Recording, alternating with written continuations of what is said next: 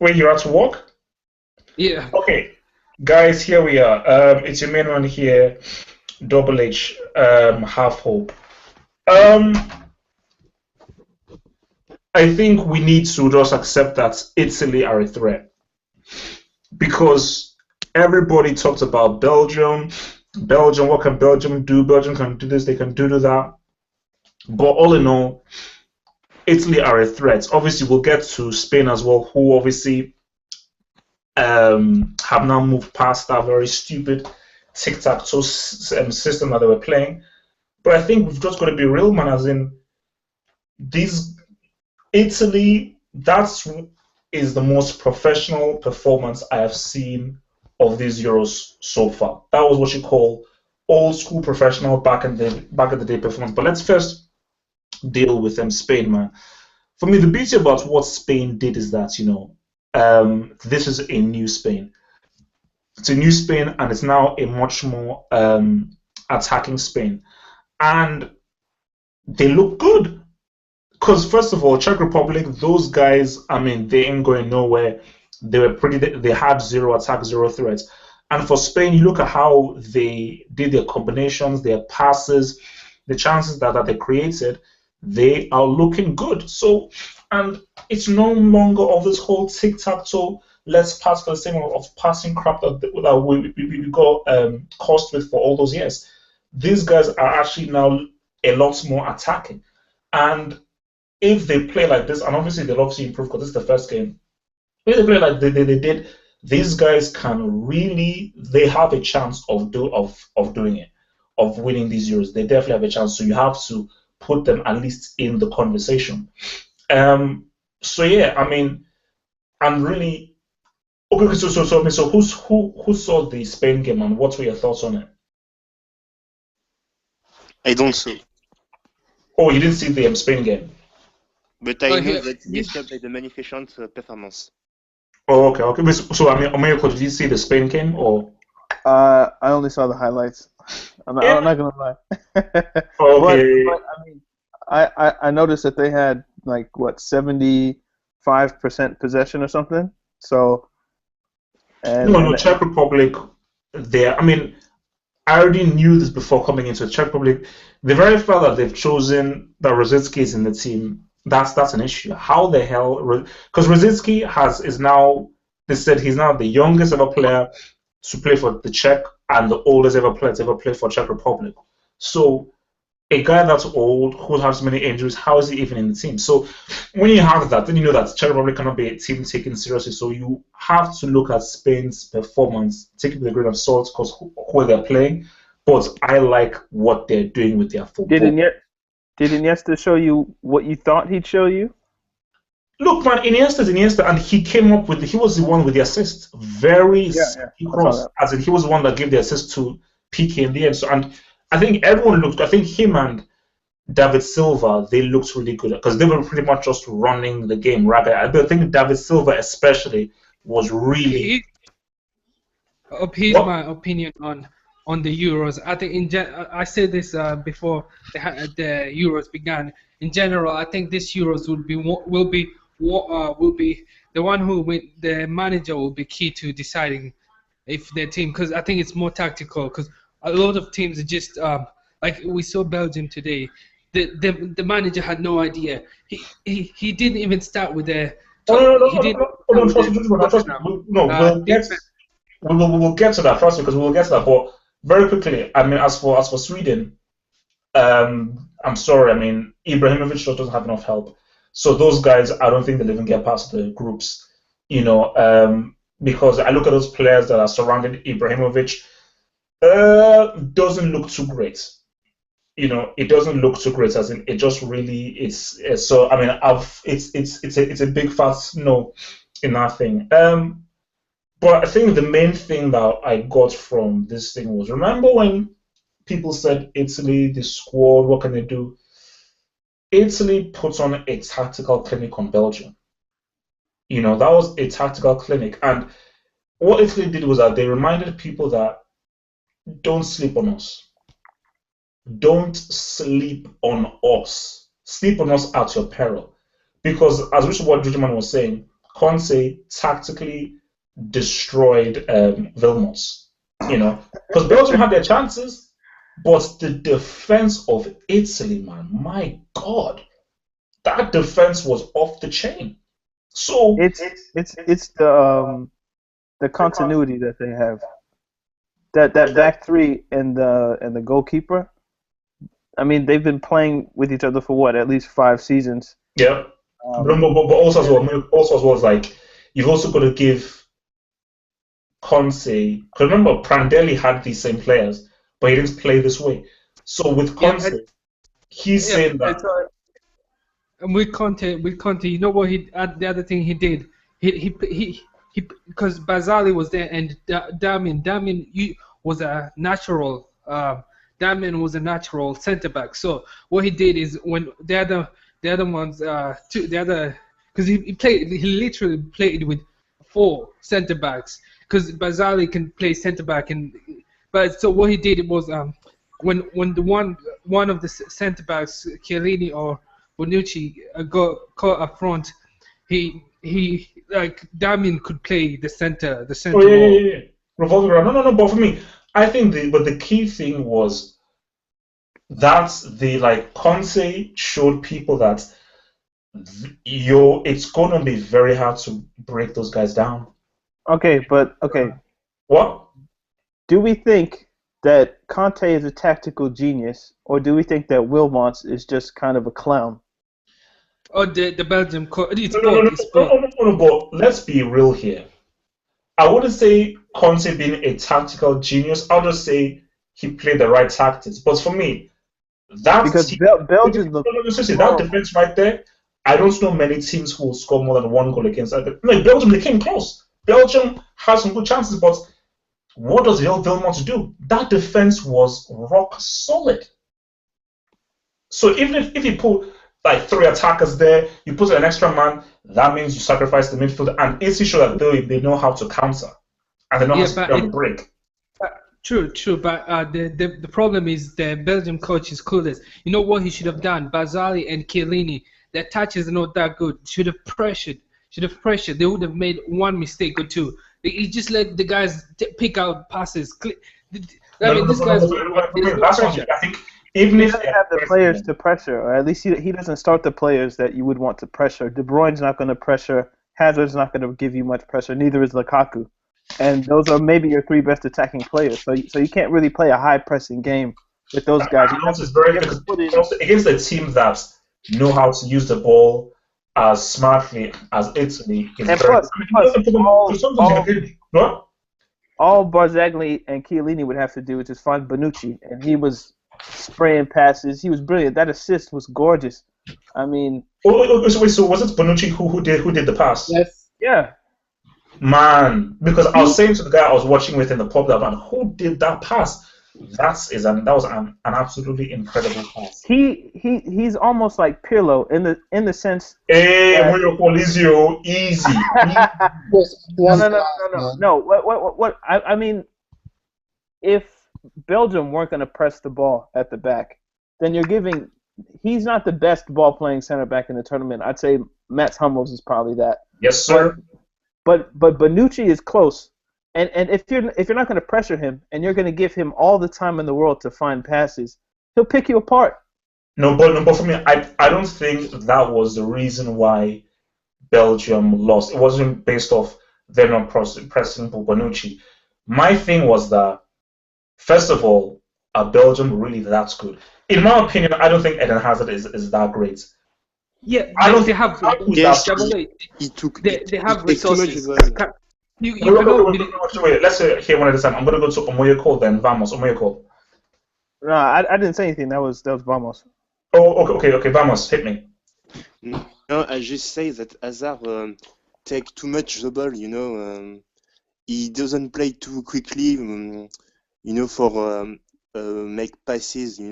But that's his game. I mean, yes, but that has always been his game. It's like yes, but he likes to take his touches, move the ball around, and do all that stuff. So, but my thing is that yes, but in a sense, when he take too much the ball, the game of Belgium became slowly.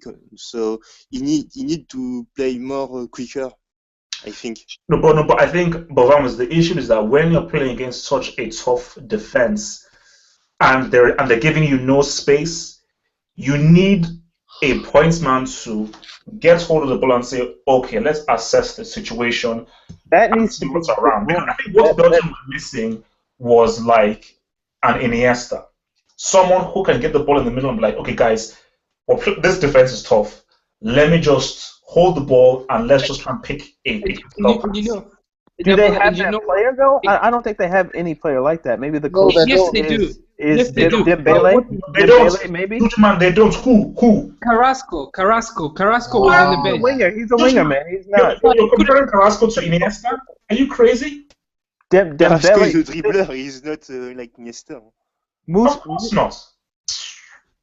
How about playing Hazard on the wing and then De Bruyne center where he plays No. for No. City, and then All Carrasco right. on the other side. Doesn't work. No, look. Belgium, for me, I think we're being too harsh with the Vilmot, and we're not actually giving enough credit to the amazing defense of Italy. Guys, I am not hesitating when I say this. That defense is solid. Do you think that? Yes, I say yes, Nick, that it was the best defense. Do you think that? Do you 1,000? think that defense can carry them deep into the tournament? Seriously, guys, I'm saying it right now. Quote me. No team is scoring more than 1G against that defense. Quote me. No team is scoring more than 1G against that. Did you see the amounts of blocks these guys did? Because Belgium put pressure on those boys. But Chiellini and Bazan and Belushi, even Giaccherini and all the midfielders, everybody died. Everyone died on that pitch, man. I think you noticed right at the end of the game today that the team is rather old. I think like for this tournament, in the group phase, it's definitely all right, and Italy will be the first in the group. But I think later on in the semis, or the quarters or final even, we will see. They won't. They will be bothered by injuries and yellow cards because they got a lot of yellow cards today. Yellow cards are wiped in the semis. All yellow cards get wiped in the semis. But I mean, till then, if let's say like one player gets a yellow card, then a old squad like the Italy squad will notice right away. You know, it's like No, but Kadim though, I believe that when you look at how these guys are rolling, it's a team effort. So even if one guy gets suspended, everybody defends. So Conte has said, you know what? We are going to defend as a team, we attack as a team. Everybody has to give in 3,060% for defense. So guys, man, you're gonna have to work hard to score against these boys, man. Yeah, of course, that will be always the case. But I think like for 120 minutes, if it goes to extra time and stuff, then it will be really tough for Italy to play their game. I mean, because they are really hardworking and it's really an old team. You know, it's the oldest team in the competition. But I still believe that. I think the beauty of like a defensive formation is that I don't think that kind of like tiredness will be able to actually do anything to you, you know, because I just believe that with the defense that you'll be able to have the stamina to just last. So no, but if I play against Spain or Germany, which can play a really quick game, you know, like they have players like Iniesta, they will play really fast, and then Italy needs to run much more than against this. And hence, Karim, that's why I was saying to you people that Belgium, I never put them as favorites. Yeah, me neither. I never said they were favorites. So all this notion of Belgium are one of the, I said that they have a good chance of winning it, but I never put them as like, no, this is the team to beat. But for me, in my view, and I was thinking about this when I was on my way home. If Germany played the false nine, then scoring against Italy, Germany can we will have probably a quarter with like Mario Gomez. Germany and Italy, because if Germany and Italy finish ahead of their groups, probably we have a meet between these two teams in the quarterfinal. Quarter, Yes. And I think because Germany have a lot of time in history difficulties against Italy. Yeah. So you're saying that if Germany, if they've both finished top of their group, they meet in the quarters. If they proceed in the next like winning, then afterwards, then they will meet in the quarters. Yeah. That seems way too early, doesn't it? No, that's early. That's early. Yeah, Because Italy is our kryptonite, man. Because because Italy are Italy is everybody's kryptonite, aren't they? No. Spain will. I think Spain will go. Spain looks good against them. Spain will be because Spain plays like really. I was trying to. Oh, go ahead. I don't see. No, Kadim, man. I'm sorry. Like basically, the team that I believe will give Italy issues is Germany with basically. I believe like it's like Germany with Mario Gomez. I think Germany with Mario Gomez and possibly. Even with Giroud, I think even France to an extent. Yeah. With their midfielders to an extent, yeah. Yeah, because with Spain and Italy, they're kind of similar. Because I mean, with today Belgium did not put any pressure. Any team that has pace and like can pressure that Italian defense is going to crack. But the only team that like France has a lot of pace. They can cause problems. And the other thing with Germany, it's easy. Look at all their games. They only attack with the wings. They cannot go center. Like if you block the crosses, these guys are not doing anything. It's not like someone is going to maybe Tony Kroos. If Germany have Gomez, they can go wide. They can go in the middle.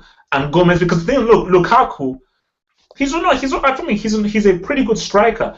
I don't think he's great. He ain't that great. Yeah, he's a child, man. Lewandowski is official.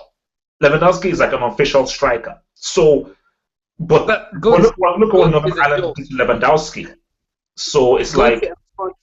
Yep, Götze up front is a joke. The guy has no aerial threat. He's not strong. My friend, I said Mario Gomez. Did I say false nine? I didn't say false nine, man. Kai. I said that Germany with a false nine, they're not going to score against Italy, but with a striker like Mario Gomez, they can beat them. Do you know the team that I think would give Italy the most trouble?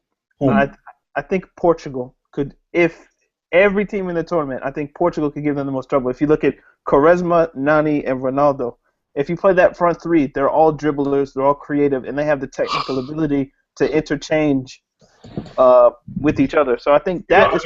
And they're fast. No, I think because every other striker in the competition, except maybe Lewandowski, they play right into Italy's hands. You can't play Ibrahimovic. That's what they want. You can't play Giroud. That's what they want. You need players that run behind. But I think what's like the way you unlock that kind of Italian defense, Belgium don't have it. Hence why I was saying you need a playmaker. So a team with a hence why Germany have playmakers. Lots of them. It's like Belgium don't have any playmakers in their team. Witsel is just a natural central main midfielder, and Hazard and De Bruyne are attacking wingers. They don't have a creative guy who can pick an amazing pass. They don't have that. But Spain have that. Portugal have that. France have that. Germany, obviously I said, Germany have that. So, hence why I said you're not going to beat Italy like 2 or 3-0. No. But you can score against them if you have that kind of a playmaker. I mean, even Belgium had a big chance. They had chances. Several. Yes. But they don't have the quality to finish those. Basically, that chance that they had with Lukaku. Man. You need to put that in because really he should have chipped it for the near post. He didn't go around Buffon.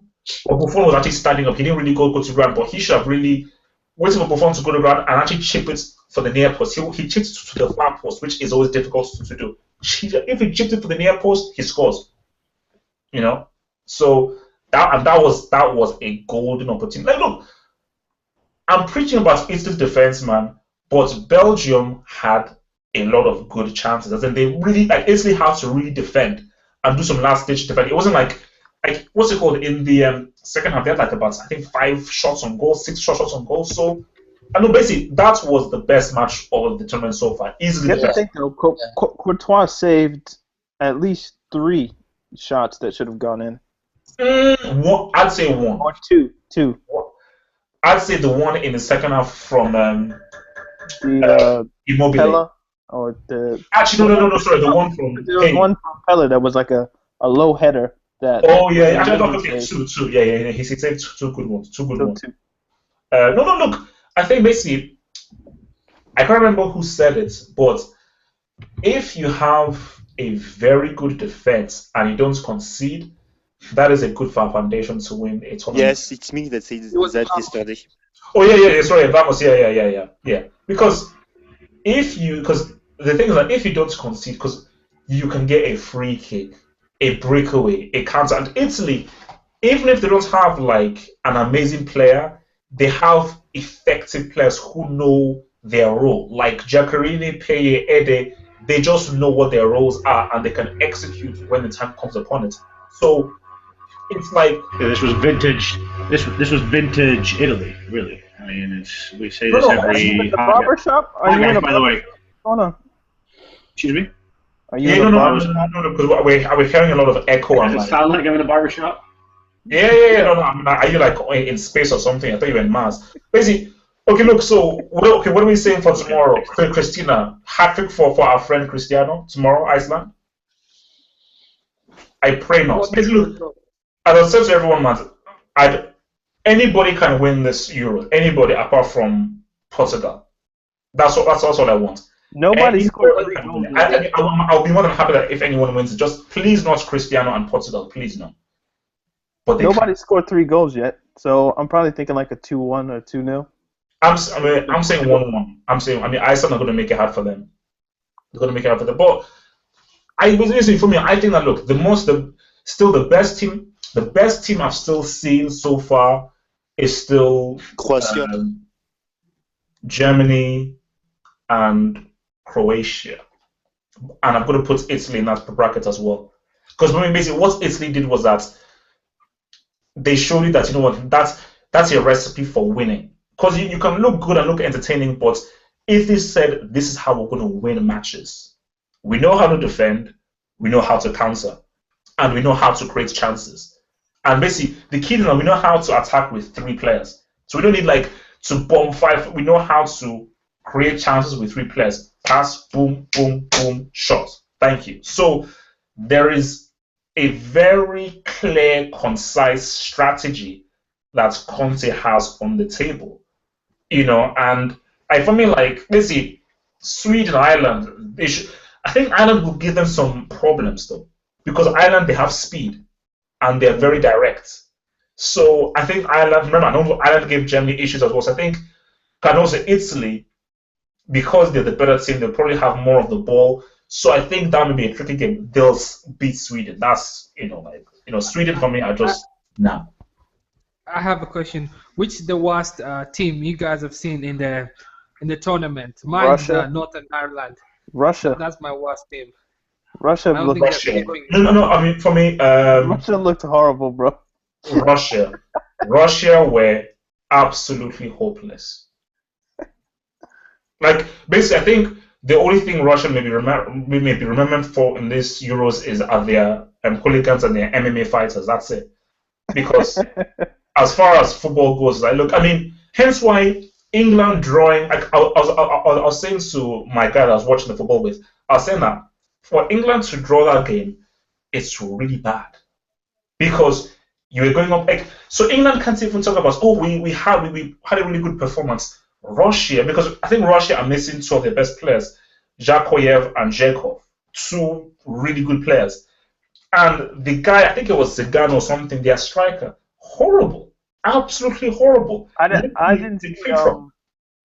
didn't see Albania. Were Albania good? Let me talk to you. Bit like Romania. You know with Albania. Bit like Romania.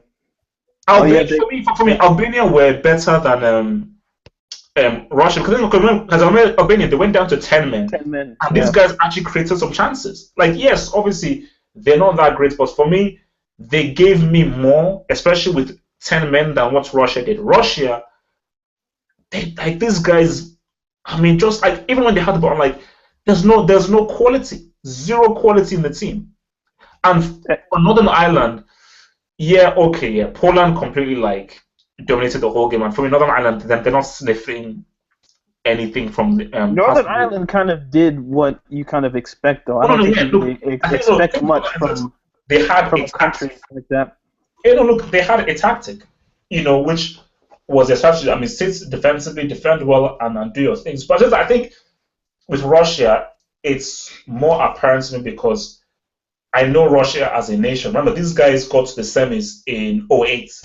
So for them to fall so low and be so bad is just, for me, a lot worse than... Especially before their World Cup, which is what they're really aiming at. Man, with all this violence, man, I don't know whether they should even host the World Cup. Because I ain't going to Russia. Count me. I'm not going. No, man. I ain't no man. Yeah. I count me out twice. I ain't going to Russia, man. But yeah, man, look, man. These Ukraine were good. Did you guys see Yamalenko? How old is that guy? Yamalenko. Yeah, from Ukraine. He was good. I think Germany's defense wasn't on point, rather than Ukraine being good. Boateng was there. Yeah, Boateng, but just that Ukraine, I wouldn't say they were good. Just that they weren't crap, but they weren't great. Nah, sorry, they weren't great. For me, Russia and France are the luckiest team. No. France should spank the living hell out of Albania. How many? Basically, France should really get 9 points because France should beat both Albania and Switzerland. They should spank them both.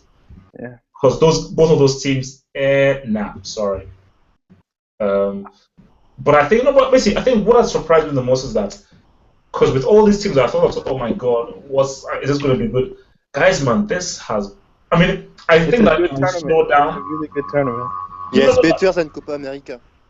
Oh, yeah. No, for me, like 100%. I thought Copa America would actually have. Can we talk about Brazil right quick? I mean, unlucky. How can you not score versus Peru? Like, why do you need the handball exactly? Brazil, no. I can't. No, I will not. I refuse to talk about doing like. Basically, all I pray. Okay. No. Let's just quickly touch on Brazil, just very quickly, just very briefly. Brazil, Pele, Zico, Ronaldo, Romario, Rivaldo, Garrincha, Cafu, Roberto Carlos. You're forgetting some of the greatest players that we've ever seen. How have we gotten to a point where Brazil are hanging on to a 0-0 against Peru? How is it that Brazil can't even beat Ecuador? Brazil want to become an European team, No, I'm basically, Vamos, that is the key point I wanted to make. And this is what I've been preaching about for so long. When you are a country has its DNA. You must never, ever change your DNA. Like, the problem with Italy under Prandelli, that's not how Italy play. Yes, it looks nice and looks cool, but that's just not how Italy play. And that's why you got beat 4-0 in the 2012 final, and that's why you didn't do well in the groups. Like, Italy tonight, this is the Italy that I know. Do you want to know what happened to Brazil? What happened to Brazil is they lost in the World Cup 7-1 to Germany, and then the whole of Brazil just got very nervous and was like, okay, we can't play the open, attacking, free-flowing football that we want to. So let's go 180 direction or 180 degrees in the other direction, and let's try something that's not us. And they got caught up with it, and now they can't even beat Ecuador, and they need video replay against Peru. No, and also I think it's ridiculous. No. Basically, but they went back to that after this is Dunga's first spell was exactly the same thing, and achieved nothing. I mean, it's like they went back to the losing formula just because the next thing didn't work. No, basically, it's basically that's notion you skip because it's like if you break up with your ex-girlfriend and then you go back. Like, what do you? No. But basically, it worked for a reason. No, basically, no. The notion is stupid because if remember 1982, Brazil pretty much have the best team who never won a World Cup, which was that 1982 team. Where people today still talk about that 1982 team. They like through the 80s they didn't win, but you have to keep playing your same way. You're not going to win all the time. And if we want to talk about the whole 7-1, the reason why they got beat 7-1 was that Scolari wasn't a great coach, and that wasn't a great team. That wasn't a great team. Simple as that. That just wasn't a great team. So, and two wrongs don't make a right. But hiring Dunga was wrong from the beginning. Dunga is just, I cannot stand the guy. He's an no, but seriously, Dunga, like you're an idiot. You can't make Brazil play like a European team. Like Brazil are not a defensive Catenaccio kind of team. That's Italy's game. Nobody plays that tactic better than Italy. That's their house. Same thing of like the whole false nine midfield heavy game. Nobody plays it better than Spain. Spain are the best at playing it. Simple as that. So everybody has their way of playing. And Argentina, those guys attack. That's their way. That's their way of playing. That's just how they play. Everybody dribbles. Every man for himself. That's just how Argentina roll. So, I mean, if Dunga doesn't get sacked, that would be shocking. But for Brazil, everything goes in cycles. Like for me, which I always say to people, the only way Brazil remedy that 7-1, they could have win a World Cup because that is painful. That's a memory that will pain. They need to win a World Cup against Germany by like 4 goals or 5 goals in order to get rid of that. Which is not really going to happen. No. It's very unlikely that will happen. The only way they can remedy it is they need to win a World Cup. Like, for me, and even if they do that, it will still... Because, look, what Germany did was so bad. No. They would have to do that to Germany in Germany. That's the thing. Germany did that in their backyard. Look, like, what Germany did was just... Like, it's so bad on so many levels. Because it's a semi-final. They put no respect on their name. Bro. Look, man, absolute zero. Like, it's in your house. It was a beatdown. It should have actually been 8. I mean, it was a World Cup semi-final. Like, look, man. Like, look, as I said again, it's one of those. It's like those where were you moments in life where it's the most infamous football match in the history of the game. There will be no match in the history. There's been no match in the history of the game that's been much infamous than that. Never. They could have had 11. It was ridiculous. No. I think basically Ozil should have scored that chance. So no. But Germany slowed down. Mueller even said it. Like they said, we out of like professional pride. Or even mercy, we just didn't go as hard as we could have. No. What I heard was that I think at halftime, they said that like it would actually be worse and more insulting if they held back. Hence why they just kept on going because they felt that if you hold back, it will look because at the end of the day, this is a professional game where you need to just keep on playing and scoring. So they felt that if you come out in the second half and we just try and take it easy, it would actually be more insulting to Brazil. So they said, look, just keep it going. Because we just have to keep on playing because that is the lesser of two evils. Because if Germany were now chilling out and taking people off, then that would just look in a World Cup semi-final. Nah, man, that's even worse. But anyway, I'm basically saying that Brazil basically have post-traumatic stress disorder after that, and that will go on for generations. That's not like this was generations. Yeah. Look, man, it could, man. Don't laugh, man. It could. How long do you think?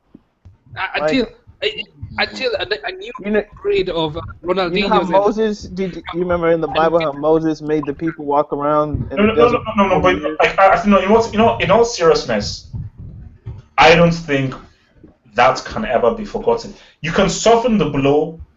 But that can never be. It's even worse because like everyone saw it on Twitter with HD. And also, this is why you know people get at me when Spain stole the World Cup in 2010.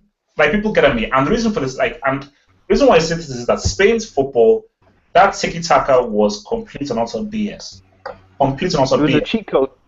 No. It was stupid. They removed. It's for me. It's anti-football. That's what it was. When you look at what Germany did in 2014, that's how you win a World Cup. Because they did Algeria. They were under pressure. They came through. France, professional 1-0 job. Professional match 1-0. 7-1. What can be said? And guys, that's how you win it. That is how you score a World Cup winning goal. So for Germany, that is the perfect World Cup win. Spain, I mean, what the heck was that? Just some man.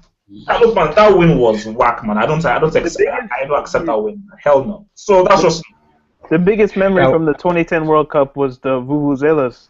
That's it. And De Jong's kick to Xabi Alonso, that was really the highlight. Oh yeah, Okay, look, guys, like I'm asking. You defend the let me defend the tiki-taka model one second. It's okay. A huge difference. The tiki-taka from 2008 was very different from the tiki-taka in 2010. Yeah. 2008 Spain, as well as 2008 Barca, for example. Those were fresh teams.